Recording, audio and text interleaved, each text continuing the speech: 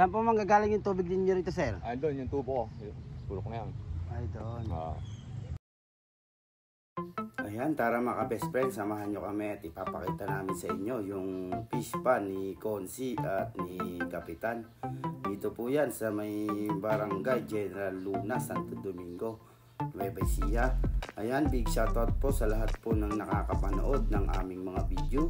Salamat po sa suporta mga ka-best friend, at nandyan po kayo nakasuporta sa aming mga video at sa aming ginagawa sa araw-araw mga ka-best friend. Maraming salamat po, at big shoutout din po sa mga naging customer namin, lalong-lalo na po dito sa Gawing Nueva Ecija, dyan po sa Gawing Isabela. Ayan, big shoutout sa inyo mga ka-best friend, at dyan po sa Gawing Ilocos, La Union, Pangasinan, Tarlac. Ayan, big shoutout po, at sa lahat po ng nakakapanood mga ka-best friend. Thank you po ng marami sa mainit po ninyong pagsuporta sa aming mga video at sa aming good quality fingerlings. Maraming salamat po mga ka-best friend.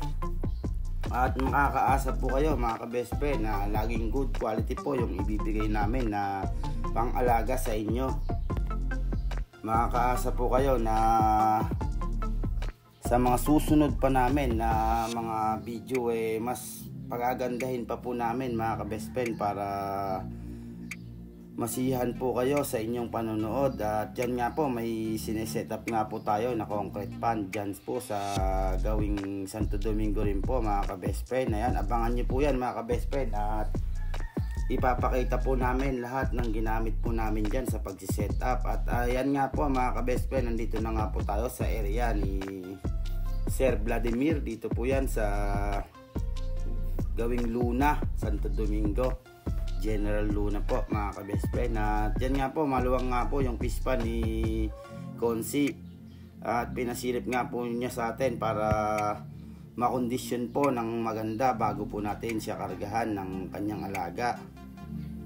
At yan nga po, iikutan po natin yan at titignan po natin kung saan po nanggagaling yung source niya po ng tubig, at kung saan din po niya palalabasin yung tubig niya kung sakasakali po na umarbista po siya mga ka-best friend. At para makita rin po natin lahat po ng kanyang paglalabasan po ng tubig at pagpapapasukan, para makaiwas po yung alaga niya sa mga anuman po na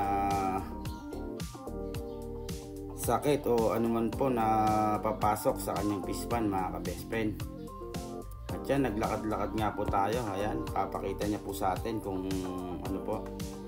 At yan, pinahukay nga po pala ni Sir yung kanyang fish pan, at medyo mababaw daw po. Na-late po kasi tayo ng dating mga ka-best friend. Kung naabutan po sana natin yung nagbabak po dyan, medyo mababaw lang po sana yung papahukay natin na ano. Kasi raw po hinati niya po yan mga ka-best friend, isang buo raw po yan dati, kaya hinati niya po sa gitna para kung sakasakali po na mag-sorting po siya, may paglalagyan po siya agad ng kanyang masasorting mga ka-best friend. At yan nga po, pinapapatag nga po natin yan yung nasa loob na yan, at medyo malalim din po yung pagkahukay, kaya papatagin po muna mga ka-best friend, tapos i-kondisyon na po natin.